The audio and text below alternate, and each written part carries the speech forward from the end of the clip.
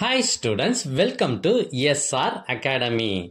என்னப்பா first midterm டெஸ்ட்டுக்கு படிச்சுட்டு இருக்கீங்களா? உங்களுக்கு முக்கியமான கொஸ்டின்லாம் எதுன்னு தெரியணுமா?